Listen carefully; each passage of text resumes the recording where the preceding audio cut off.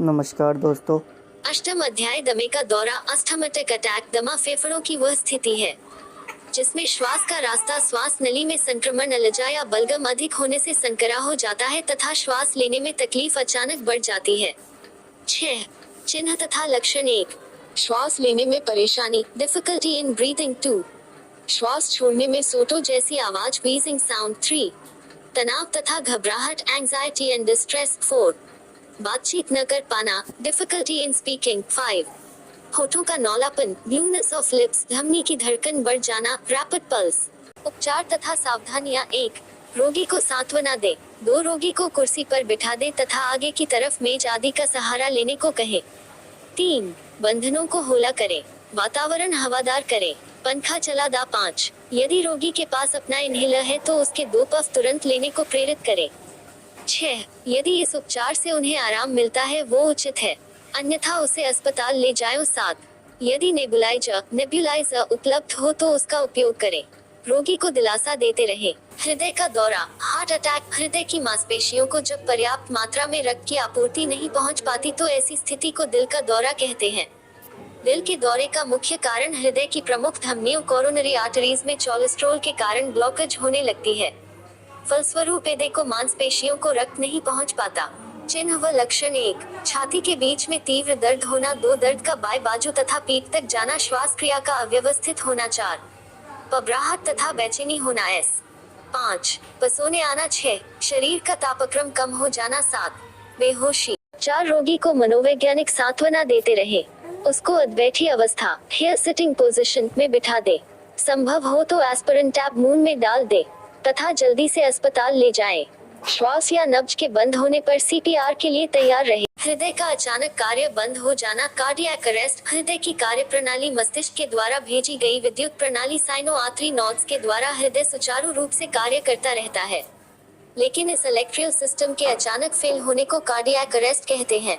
चिन्ह व लक्षण। 1. अचानक रोगी का अनरिस्पॉन्सिव, प्रतिक्रियाहीन हो जाना। 2. नीचे गिर जाना। 3. श्वास तथा धड़कन का बंद हो जाना। 4. शरीर का तापक्रम कम हो जाना।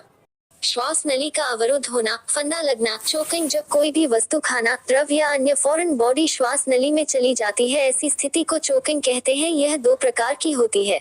अपूर्ण स्थिति, पार्शियल चोकिंग। श्वास नली का कुछ हिस्सा बंद हो जाता है, बाकी हिस्सा खुला रहता है। पहचान। 1. रोगी श्वास ले सकता है। 2. रोगी कफ कर सकता। 3. रोगी बोल सकता है। उपचार, रोगी को कफ करने, खांसने के लिए प्रेरित करें, इससे यह चोकिंग खुल जाती है। 2.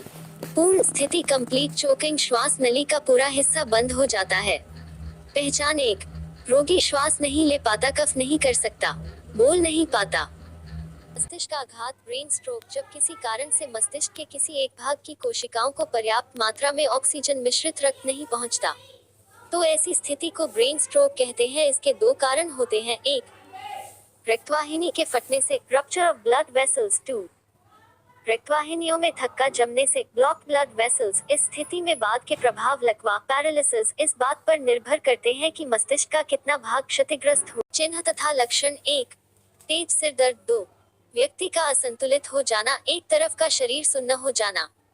3. भ्रम की स्थिति। 4. व्यक्ति की स्थिति का बेहोशी की तरफ बढ़ना। 5.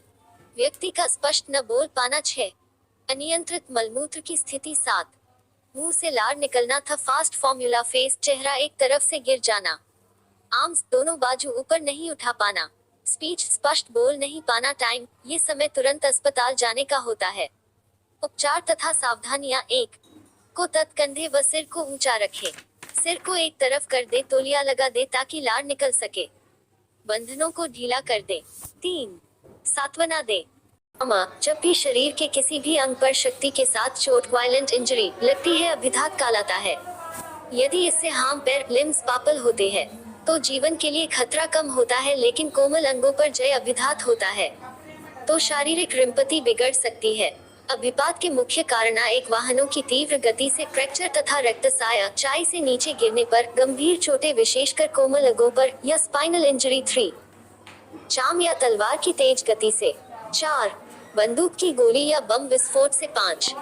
अन्य दुर्घटनाएं जैसे जलना, पानी में डूबना आदि थे।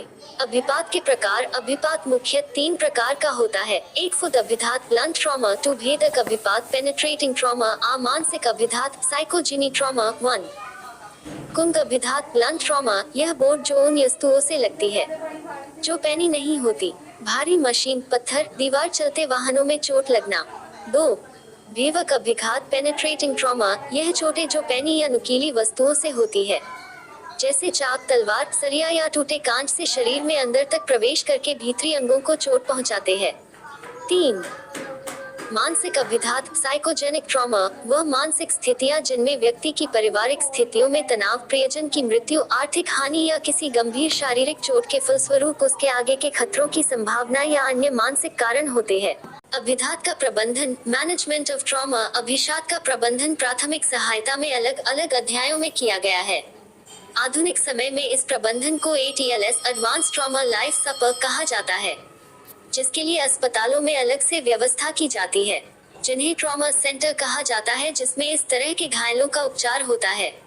अभिघात के 4 के लिए प्राथमिक सहायता के अलग अलग अध्यायों में भिन्न भिन्न तरीके दिए गए हैं, जैसे 1 घाव तथा रक्तस्राव का प्रबंध, 2 सड़क दुर्घटनाएं तथा उनका प्रबंध, हड्डी की टूट का प्रबंध, रोड की हड्डी की चोट तथा उसका उपचार, गोली, चाकू लगना या शरीर का शरीर में चले जाना, अधिक जलना, विषपान। वीडियो को लाइक और शेयर जरूर करके जाना, चैनल को सब्सक्राइब जरूर कर देना, नहीं तो मैं तुमसे गुस्सा हो जाऊंगी। धन्यवाद।